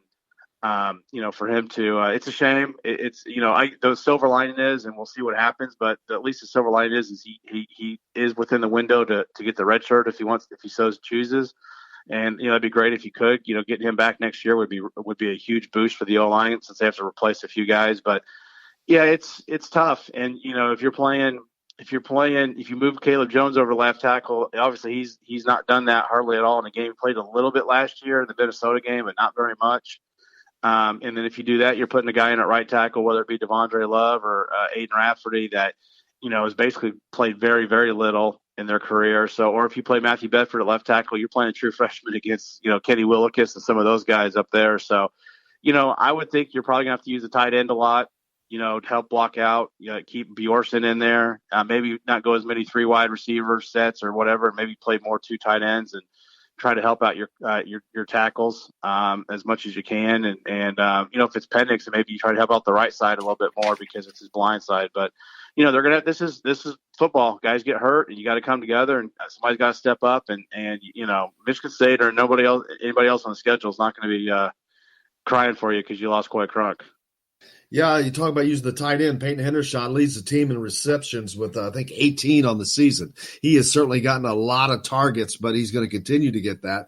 Is there an advantage? Do you think Indiana has any advantage with Michigan State not knowing who the quarterback is going to be, having to prepare for both? Because they're definitely kind of different quarterbacks. Yeah, I mean, I know the coaches will say they're similar and what they do is similar. Now the Ohio State game was a tough one to judge, but the offense in the Ohio State game didn't look like the offense to me in the other games when Michael Penix was out there. It quite honestly looked a lot like last year's offense. It was a lot of go routes down the sideline and then kind of those, I don't want to check down or shorter passes in the flats and over the middle. So, whereas with Michael Penix, you saw they use more what I call the intermediate throws, those 20 to 25 yard throws across the middle. Those are the ones where Ramsey struggles to throw them because you got to have zip on the ball because the windows are small, especially against a Michigan State or Ohio State or whoever it is in the Big Ten. So I think there's probably a little bit of an advantage. Michigan State's so good defensively. My guess is, they probably really don't care. I'm sure they'll probably tweak some things if Penix is the guy that comes out there, but like I said, I think they're going to play the way they play. I think they're going to press the IU receivers. I think they're going to probably play a single high safety, and they're going to walk 7 or 8 guys into the box and not allow IU to run the ball and try to get after the quarterback. Especially, IU's O-line has had its ups and downs, so they're probably thinking, you know what, even if a guy gets open, we're going to get to the quarterback before the quarterback can deliver the ball. So, I don't think it's going to change a whole lot what they do, but it might give IU a little bit of an advantage. But, bottom line is you got to go out and play and execute and make plays. And if you do that, you'll have a chance. If you don't, then, you're going to come home with a butt kicking. If Stevie Scott has over 50 yards rushing, it should mean that it's a good day for Indiana. If they hold him to under 50 yards, then I think Indiana's got some real troubles. Yeah, and I guess it would also kind of depend on. If he's got to get 25 carries to get to those 50 yards, that might be it. But if he's carrying the ball, even if he's getting 3.5 yards a carry, that's not terrible. 3.5 yards, you run the ball 3.5 yards 3 times, you're gonna get a first down. it seems simplistic, but it's so even if you're doing that, like I said, you just can't be. It can't be like 22 carries for 48 yards or something like that. That's not going to work. You need to try to get over 3.5. If you get to 4, that'd be great. That's going to be really tough against this defense. But maybe you try some things. Maybe you try some things to take advantage of their aggressiveness. Maybe some reverses or some jet sweeps or something like that. Trying to stretch them horizontally as well as vertically. But bottom line is you're still going to have to be able to run the ball a little bit between the tackles and grind it up in there and be productive with that. But, if he can get, to me, I look more, how can he do per carry? Are they able to get a few runs where they're maybe kind of chunk runs, 6-7 yards? If you're able to do that, then you're going to get them on their heels a little bit. Now that kind of opens up the passing game. We'll certainly find out. Make sure you follow Matt at Peegs.com. Matt, I can't thank you enough, brother. Okay. Take care, man. Have a good week. You bet. We'll see you Saturday. Matt Weaver from Peegs.com joining us to talk about this week's Indiana football game. Up in East Lansing against Michigan State, the Spartans. We've got a lot more coming up here from the Golf Club at Eagle Point Studios. We got a lot more Indiana basketball to talk about when we get back. Stay tuned. Indiana Sports Beat Radio back with more right after this.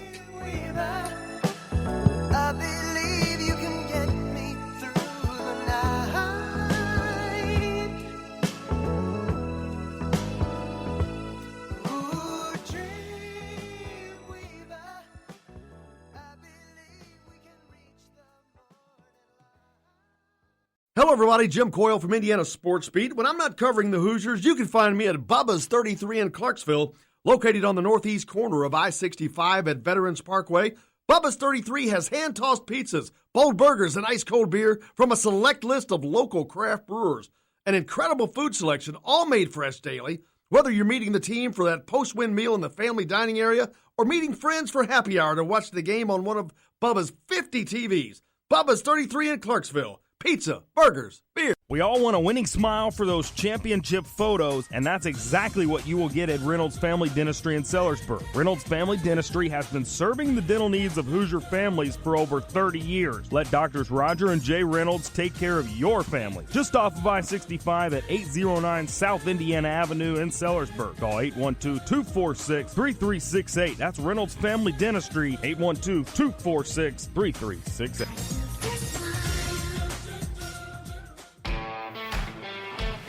Now that warm weather has arrived, it's time to hit the links, and there's no better place than the golf club at Eagle Point in Bloomington. Voted best golf course by the readers of the Bloomington Herald-Times, the golf club at Eagle Point is under new ownership, has new fairways and bunkers, and it's open to the public. When the round's over, there's cold beer and a full menu at the Eagle Point Pub and Bistro. Call 812-824-1100 to make a tee time. That's 812-824-1100. The golf club at Eagle Point in Bloomington.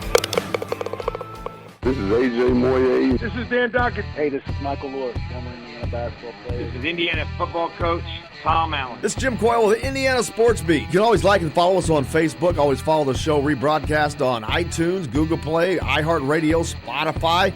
TheDailyHoosier.com is a great place to sign up for each and every day. Or, of course, on 97.7 The Ref in Evansville. For the best recycling and waste removal service, turn to the area's leader, Sweetland Waste Removal and Recycling, a homegrown company serving southern Indiana since 1995. Sweetland Waste Removal and Recycling serves Floyd, Clark, Harrison, and Washington counties. For excellent service and peace of mind, call Sweetland Waste Removal and Recycling today at 812-944-5642. That's 812-944-5642. Keep life sweet with Sweetland Waste Removal and Recycling.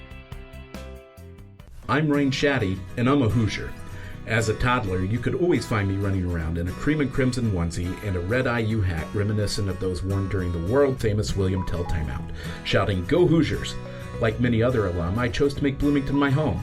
As a civic and alumni leader, I have become very knowledgeable about our community and would love to share my insights with you as your realtor. Find me on Facebook or call or text me, Ryan Shaddy, with FC Tucker Bloomington Realtors at 765-623-9093.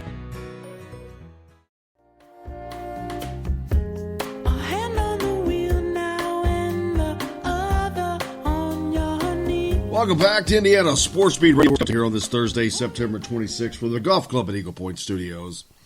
Welcome in. Appreciate you joining us. Lots more to get to on the program today.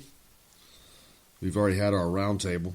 Fun time. Love that. Dustin Schutte from the Saturday Tradition. Taylor Lehman from Rivals, Indiana Rivals, Hoosier.com. And Chris Solari from the Detroit Free Press joined us. If you didn't get a chance to listen, go back and have a listen. But that was a fun time as always.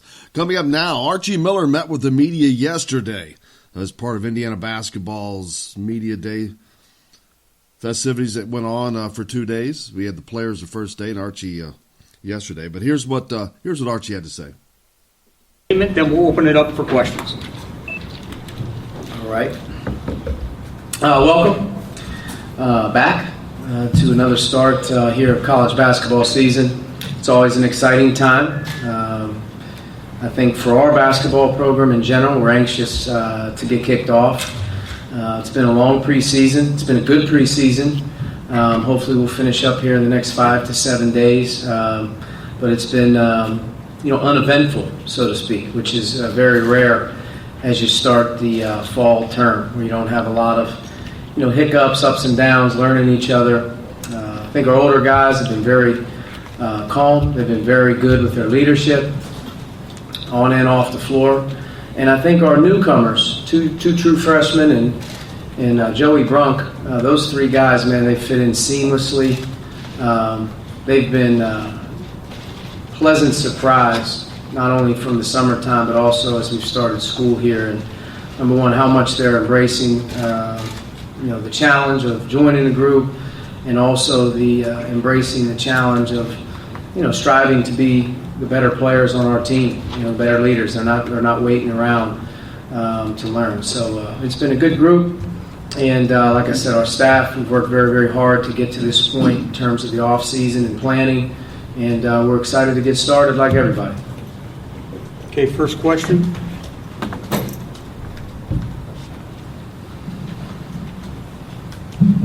Coach, you I think spoke at Evans as well about wanting to get more emotion in your offense. Is that a reflection on what you saw from your team last year, trying to get a little bit more off the ball kind of movement, a little less stagnation?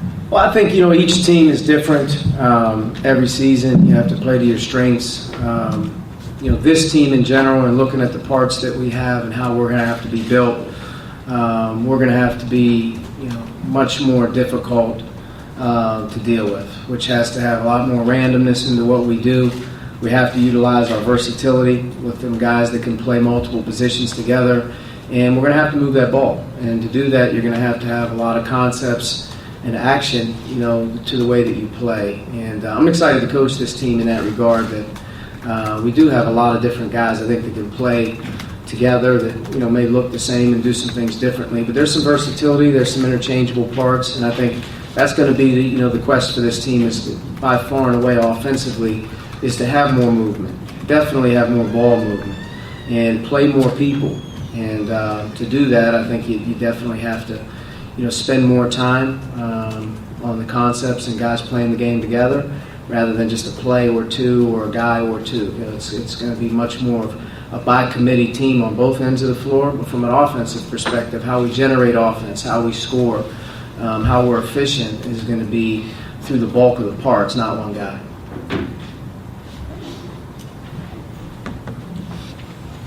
Go ahead. Oh, me. Archie, you've talked about building chemistry, having a better chemistry than maybe you had last year.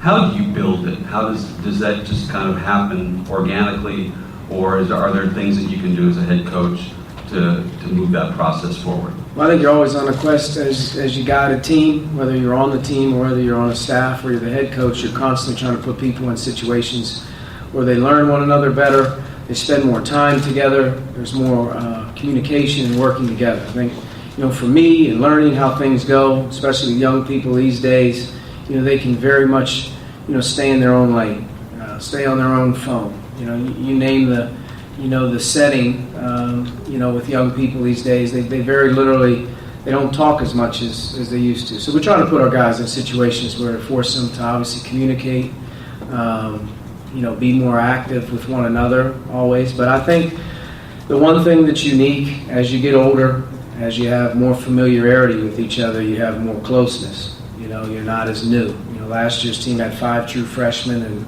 1 transfer, 6 new bodies. This team has 2 true freshmen and one new guy. Those older guys are all back. They're more familiar with one another. They're more familiar with the routine. They're more able to communicate, what to do, when to do it, how to do it. So there's definitely been some step up in that regard. I definitely think our team understands that from a staff perspective, there's a lot of pressure on us, as a group of people to really come together. And, to do that, I think definitely it's been more talking, more communicating, and more situations where we're forcing them to be sort of the driving force behind that. Because we do have a group of guys that, naturally are kind of quiet nature. I think that's where Joey has been a great boost with his voice. His personality has really helped our workouts. He's helped our locker room.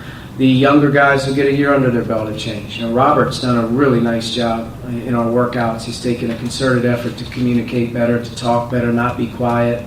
So, I think, just in general, I think familiarity with each other, getting a little bit older with your younger guys, and then, having some influx of some new energy. A guy like Joey can really help the cause as well. Alex. Now that you've had a chance to go through the summer and some preseason stuff with the new guys, how do you envision Trace, Duran, and Joey being able to fit together? And do you foresee lineups where 2 of those guys can be on the floor at the same time? That's the old school, lineup right there. That's the big ball traditional, 2 bigs. Can it happen? Absolutely. In my opinion, and how these guys find that niche will be their ability to defend together. That's obviously the hardest part for 2 bigs on the floor. It's not offense. You can run a lot of different types of offense, especially when you have some guys who can score the ball down low. But could they play together and defend the team who doesn't play traditionally with bigs? That'll be, the quest. Can those guys exist on that end of the floor a little bit? And very, very hopeful. Very, very hopeful with Trace. his lateral mobility, his athleticism, and watching him here early as the season goes, he knows he has to defend on the perimeter. He's going to have to do that to be able to play with other guys. And, he's going to have to learn early and probably go through some hard times, getting used to guarding college actions and scouting and whatnot. But for the betterment of him and our team, that's one thing I think that we're all hopeful for, is he can, take that role as a guy who can defend inside and out a little bit, because he's not a prototype typical big. He's very mobile. He's very athletic. He's got great endurance for a young player. He's just going to have to get some experience under his belt. Zach? Kind of going back to talking about chemistry, talking about communication, how important is Rob? I mean, you put a lot on his shoulders last year as a freshman point guard, and it seemed like he stepped up a lot of the time, but maybe now asking for some of those intangible pieces to really come out. How important is he going to be for you? Huge. Robert plays a big role. I think he saw our team last year at times when Rob, was playing effectively. He was healthy. He's a gamer. But with that gamer, as you get a little older, it's not about, there's no surprises anymore. You're expected to do it. And I think he knows that from my standpoint, as he looks at me, what I expect of him. And as the head coach, I look at our point guards in a very different manner than I do all other positions. I think it's the most important position on the team. It's the quarterback.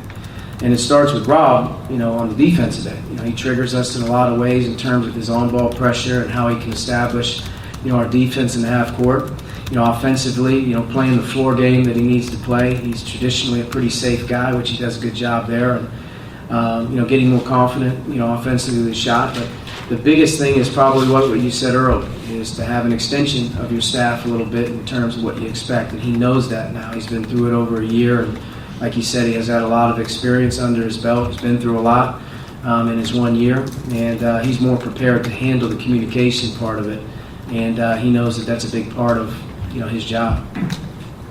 Yeah, you talked last year, and even at times have kiddingly talked about in the offseason about how the shooting has to be better. What have you guys done during the offseason, and how do you hope to improve the shooting for this team? I think you work on it all.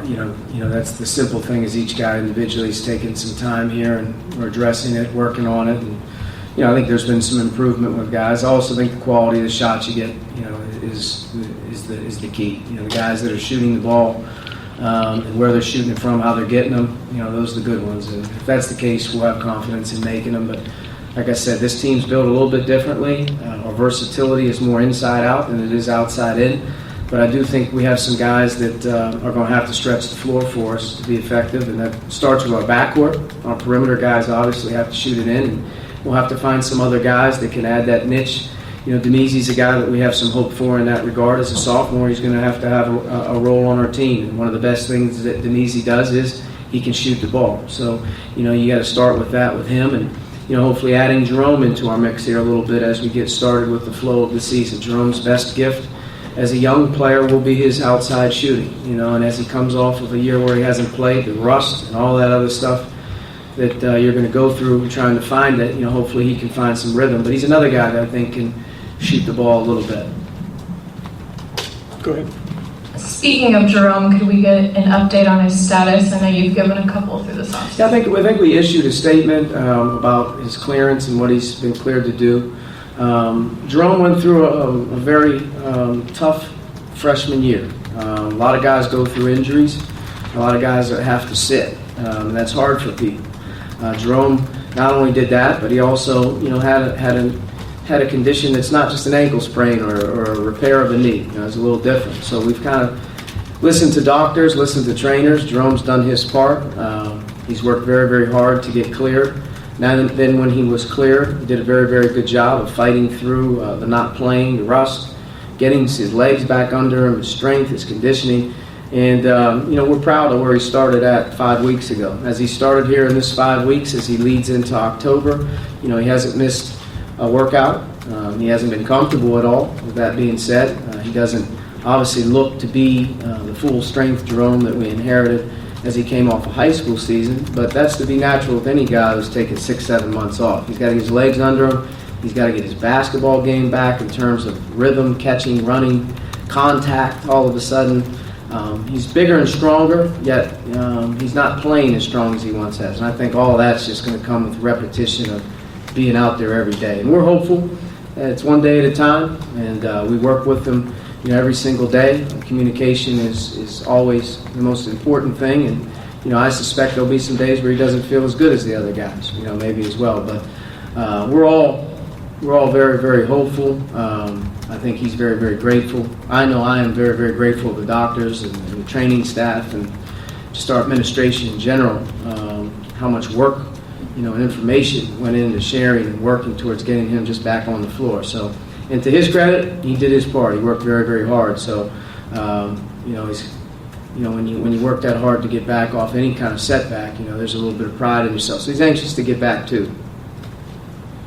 Coach, obviously Trey Jackson-Davis is a freshman coming in. It's difficult to make an impact in the Big Ten, but he is a special player. Is he someone that you expect to have an input on the Big Ten play once it gets there? Yeah, no question. Tracy's going to have to earn it the old-fashioned way, by doing it every day, but he's doing that right now. Very, very proud of him, in terms of what he's done this summer and then how he's embraced this offseason.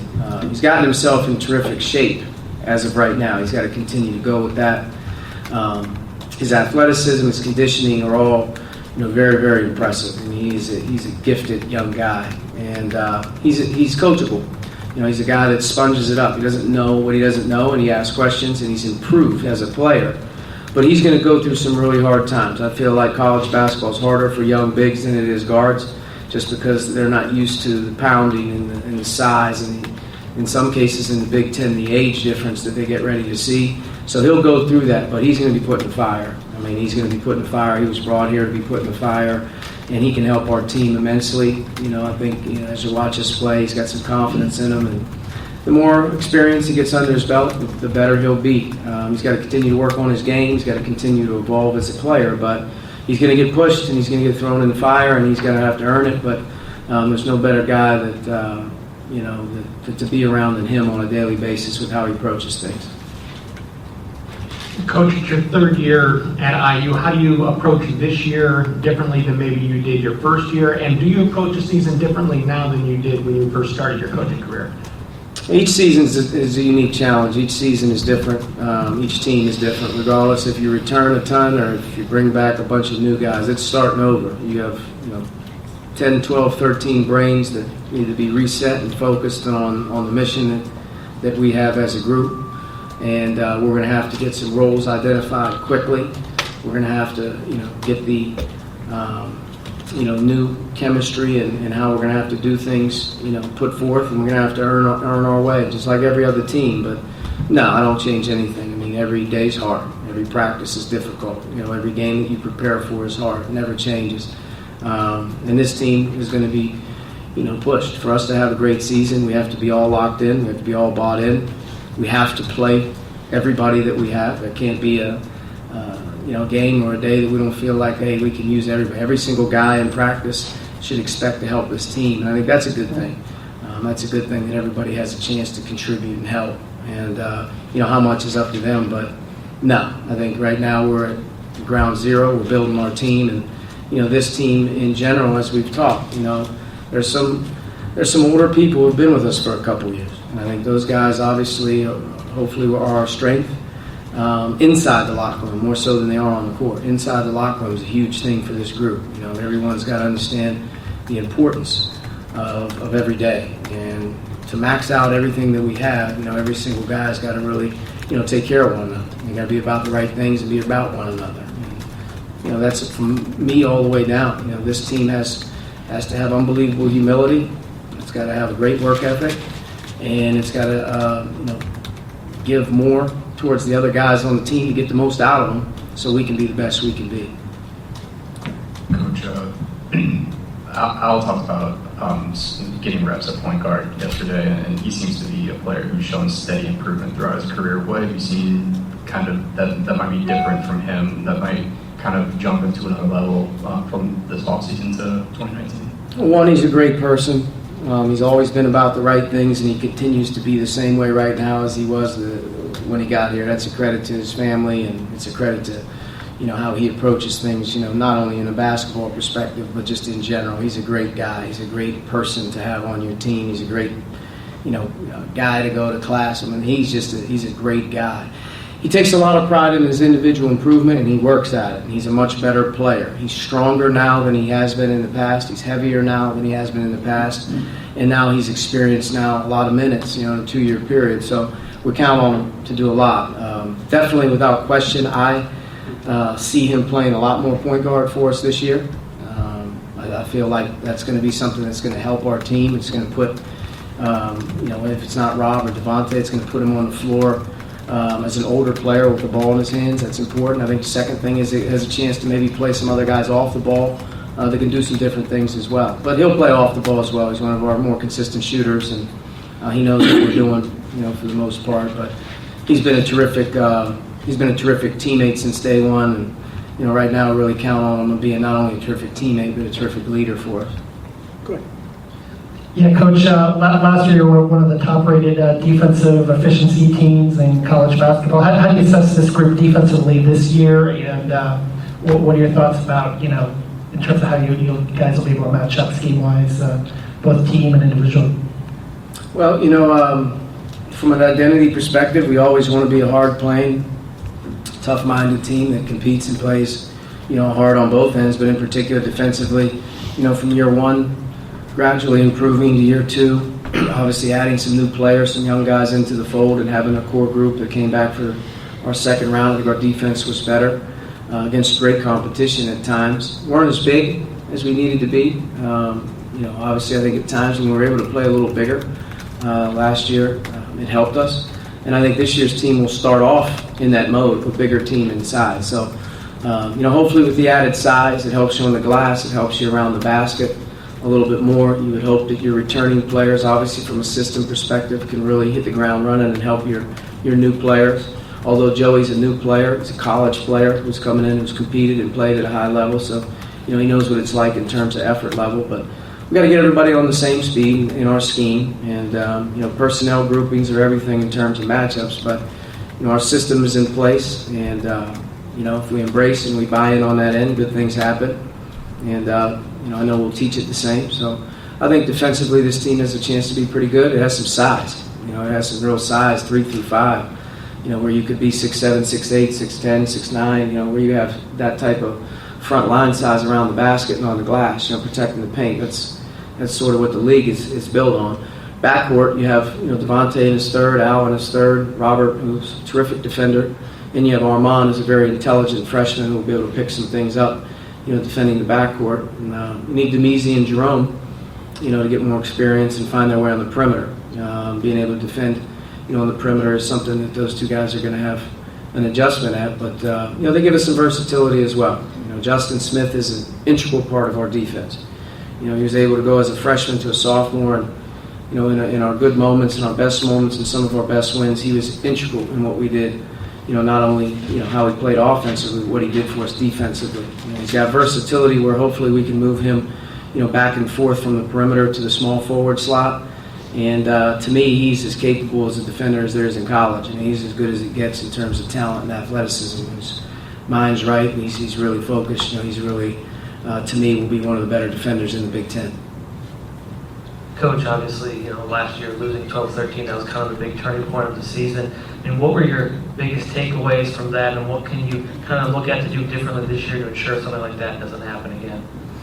Well, it was very odd to go through. I don't think a lot of people have been through that type of streak before. When you hit adversity, whether it's one game or whether it's 2 in a row, you're constantly on a quest to be able to get back on your feet and get up off the mat. And it takes great character to do that. It takes to stay with it, through tough times. And part of it is you have to be mature as a player and understand that in this day and age, winning is great and all good. Losing one game, doesn't end your life. At the end of the day, I think so many times you can compound a loss and make it a lot bigger, a lot harder to deal with the way you approach things, the way you listen to things out in the general public, how you handle the adversity on your own.